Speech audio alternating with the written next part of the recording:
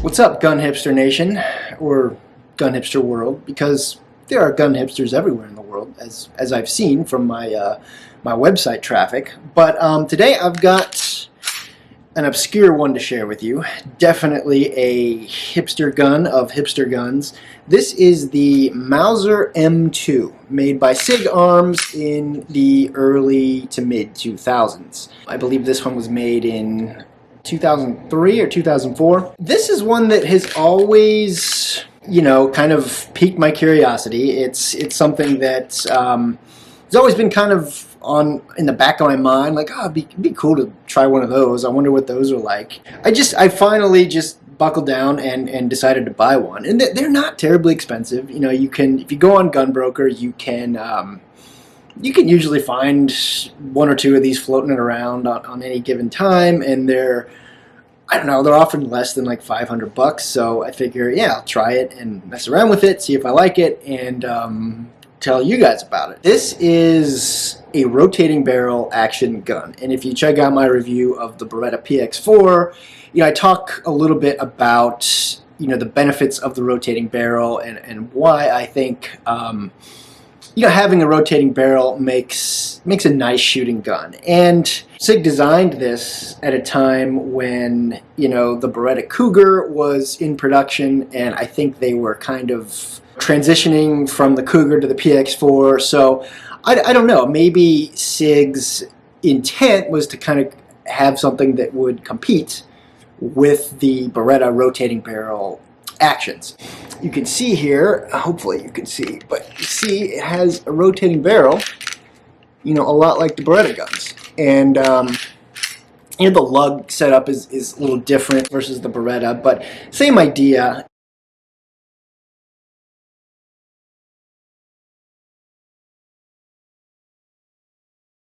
As far as the Mauser branding, I'm not 100% sure what was going on there from a corporate standpoint. I think SIG just acquired the name and then designed a completely new platform. I think this is basically a SIG, another design they were experimenting with, and instead of kind of using their established name, they put a new name on it, and ultimately it wasn't very successful. I've even read one thing that talked about, you know, this was designed around the same time as what became the SIG Pro line. So the SP 2009, the SP 2022, those guns.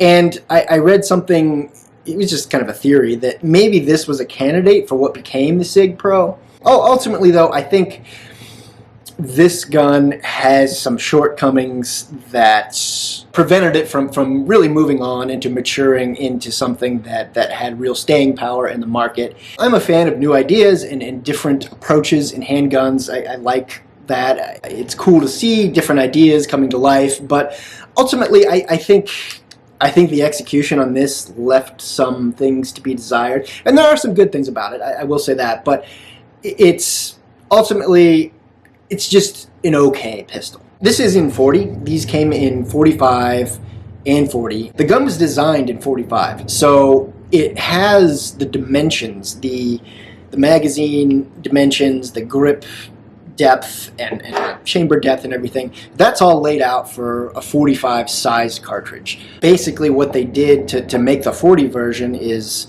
you know, obviously, you know, reduce the dimensions of the chamber, but they ended up putting a spacer in the back of the magazines so the shorter 40 cartridge would, you know, fit correctly in basically a 45 magazine tube. So that's kind of interesting. I love the looks of the gun. It's got this kind of early 2000s sophisticated Euro aesthetic to it that I really like. It kind of evokes the Jason Bourne movies, you know. It kind of has that aesthetic, kind of like the Sig Pros in a way. It looks very like year 2000. That's the aesthetic, but I like it. It looks cool, and I mean the gun is super well built. I mean this thing is a brick shithouse. It's extremely solid. It's extremely well made, you know, as you'd expect from Sig Sauer in the you know, late 90s, early 2000s. Entirely made in Germany, so it's a good quality gun. And one thing I love about it is this barrel. You know, like I said, the gun was designed in 45, so everything has been basically modified from a 45 to fit a 40. So you've got this, the bore is designed to be bigger for a 45, so you've got this basically bull barrel in 40, and it's just this thick, you know, super heavy-duty looking barrel in 40 cal, which is really cool. It's heavy, the barrel's heavy, it's very substantial. As far as shooting, the ergonomics are a challenge, and I have small hands. It's got this giant hump here, and while it doesn't feel uncomfortable in the hand per se, it really does affect trigger reach, and you know, I'm just getting fingertip here, and I have to pull kind of at an angle, and then when you are not getting, you know, ideal engagements with the trigger, and you're not getting a ton of hand around the gun to control it, this trigger is hard to work with because it's a striker fired trigger, which is kind of interesting. This is, you know, metal frame gun, but it's got a striker fired trigger, and it's one of those triggers where, you know, it's not overly heavy. It doesn't have a ton of annoying take-up or anything like that. But it has this break where it has a ton of over travel. You can see it just kind of stick to the back, and the entire gun fishtails in your hand. And I can't keep it from doing that. My shot's all spilled off to the left.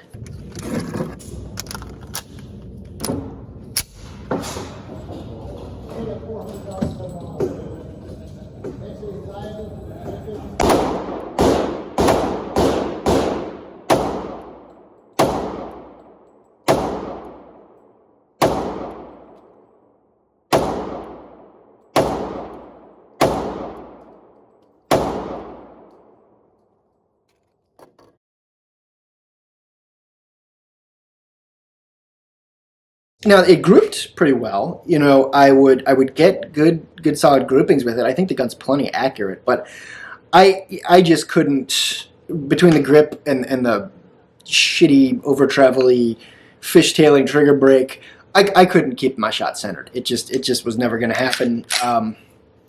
You know, if I could get a little more finger around the trigger, or if the trigger was a little better, I could probably manage it, but between both those things, it ain't gonna happen. So, you know, ultimately I don't think this is a gun I'll ever shoot really well, but it's cool, and I have enjoyed, you know, getting to experience it. You know, as far as and then the recoil impulse, you know, in my PX4 video, we talked about how the rotating action really kind of softens the recoil impulse, and you know, makes for a really nice, intuitive, soft shooting gun. And, you know, this is softer than other 40s I've shot, I will say that, but still, it's still a bit snappy. I did own a Beretta Cougar in 45, and I'll tell you what, that Cougar in 45, which is another metal-framed, rotating action gun, it felt 100% softer in 45 than this one does in 40. And I know, like, recoil is subjective, and in some ways 40 is more snappy than 45, but how soft that gun was versus this gun not being so soft, I think the Cougar was a better design and better mitigated the recoil impulse than you know, what Sig came up with this. I don't know why, but that's just my take, that Beretta's execution of the rotating action was probably a little better than Sig's. You know, it wasn't bad. I'm not saying it was bad. It still felt, you know, fairly manageable for a 40. I haven't had a ton of 40s.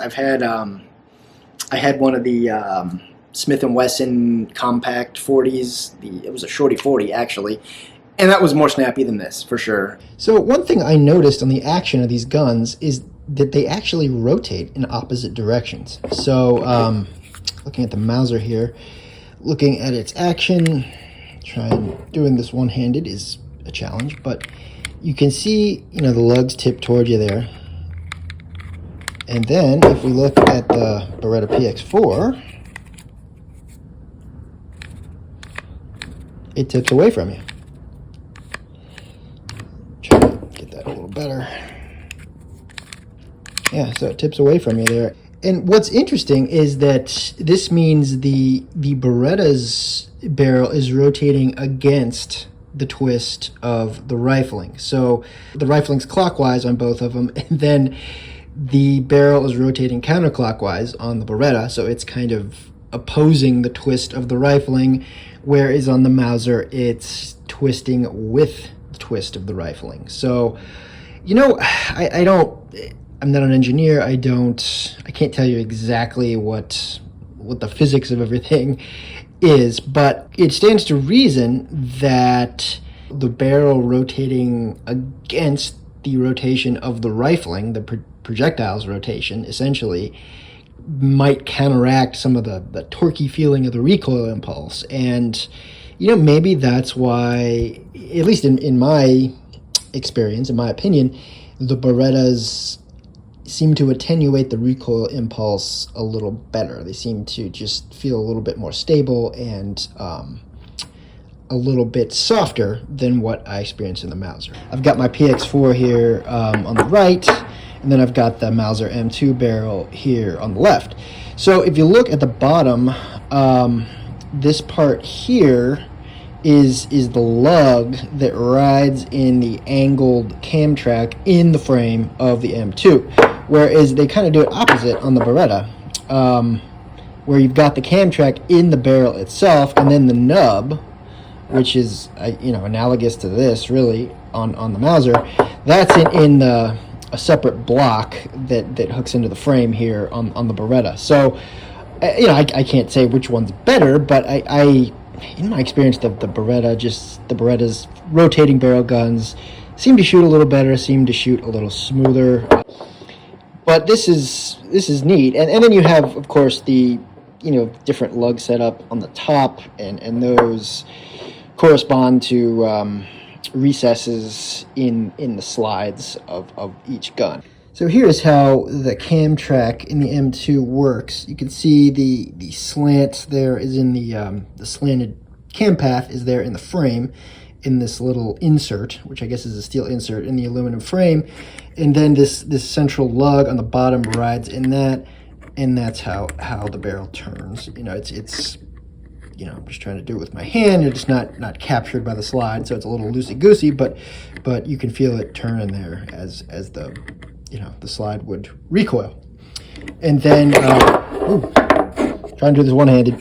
So here's the slide, and you can see obviously the paths and the cuts in there for the lugs on the top to ride in. So that's a similar approach. Beretta took a similar approach, but the positioning of the lugs is just different. So as far as reliability with this gun, I didn't put a ton of rounds through it. I probably put somewhere around 200. It ran perfectly fine with all factory ammunition, no issues. It did not like remanufactured ammunition. I could feel it, even chambering the rounds, I could feel it it fed more roughly with the reman ammo. And I think that's because the crimp on a lot of certain rounds and remanufactured ammo isn't as flush with the bullet as factory ammo. And this is my theory. The top shoulder of the casing kind of snags sometimes going into the chamber, and I've experienced that with other guns. I found that the CZs I've owned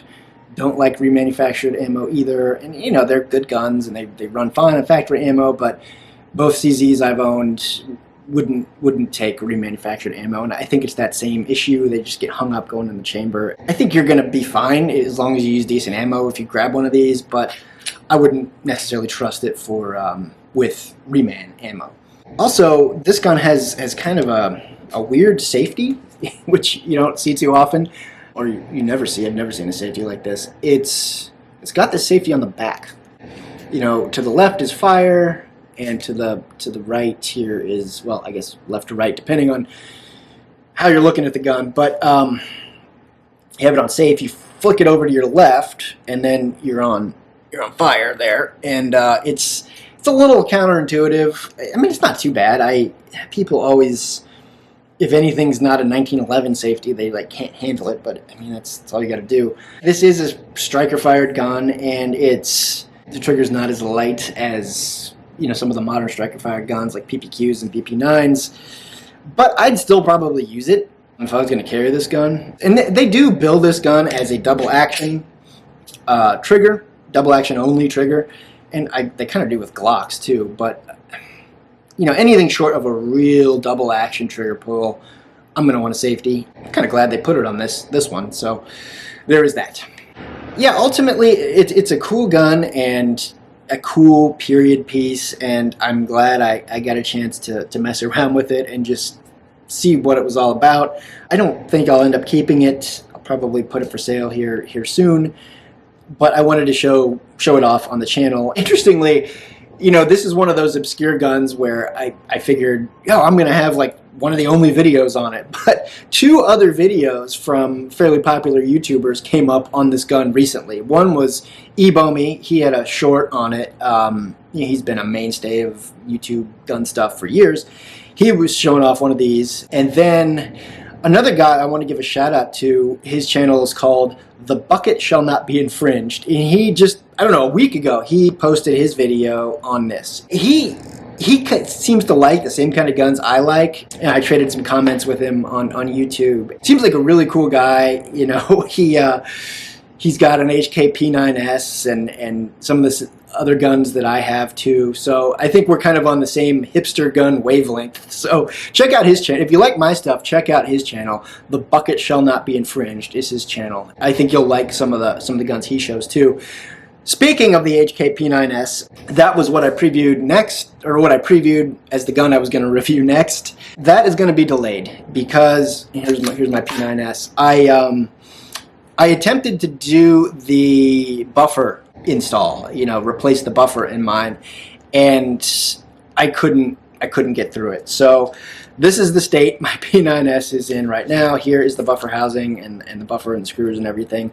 I could not get, you know, I got the old buffer out, could not get the new one back in, so I'm going to have to send it off to have a professional do it, because I am not what you call a professional, and I don't want to break the gun. In the meantime, I am going to review my SIG P245, which is probably my favorite 45 ever, or one of them.